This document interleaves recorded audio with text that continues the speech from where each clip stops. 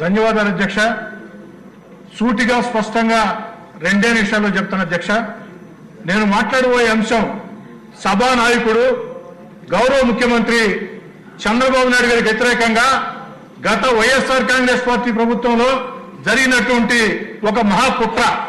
ఈ కుట్ర నేను మాట్లాడలేదు అధ్యక్ష.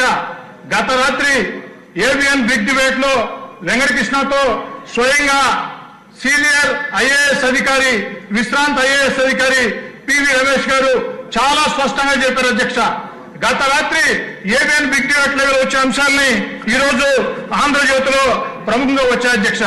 దీంట్లో పివి రమేష్ గారు చెప్పినటువంటి మాట ఏమిటంటే, నేను ఏనాడు కూడా స్కిల్ డెవలప్మెంట్ కేసులో పొరపాటు జరిగింది అని చెప్పలేదు. స్కిల్ డెవలప్మెంట్ కేసులో ఆ యొక్క చంద్రబాబు నాయుడు గారిని జైల్లో పెట్టేదానికి ఆనాటి ముఖ్యమంత్రి జగన్మోహన్ రెడ్డి గారు ఫైళ్లు మాయం చేశారు.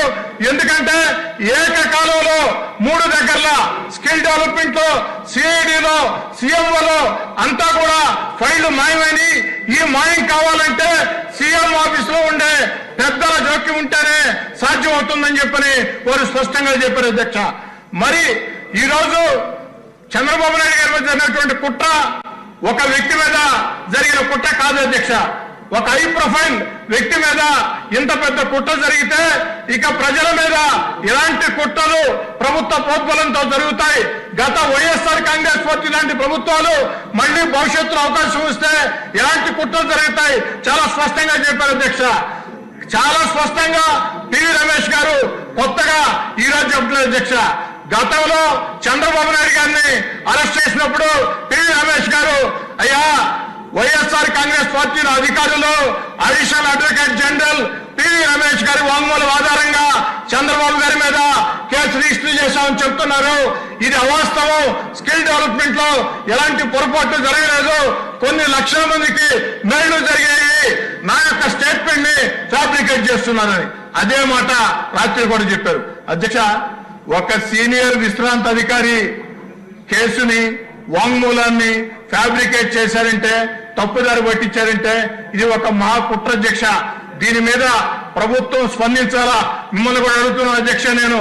ఎందుకంటే సభానాయకుడు ముఖ్యమంత్రి గారి మీద గౌరవ మర్యాదలకు సంబంధించి 53 రోజులు జైల్లో దుర్మార్గంగా పెట్టిన కుట్రకు సంబంధించి స్వయంగా విశ్రాంత ఐఏఎస్ అధికారి డీజీపీ గారికి లేఖ రాశారు.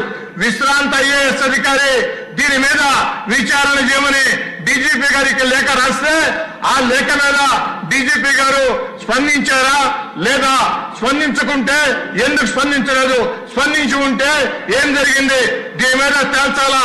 దయచేసి మిమ్మల్ని కోరేది, ఈ రోజు 0 అవర్ ని రద్దు చేయండి.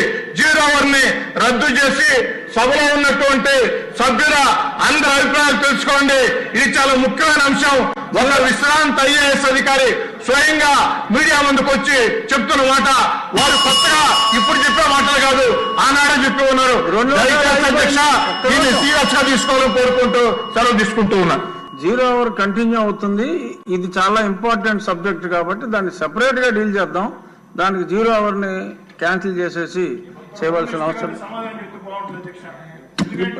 ఇక్కడ సమాధానాలు ఉండవండి. 0 అవర్ లో సమాధానాలు ఉండవు. దయచేసి సీనియర్ శాసనసభ్యులు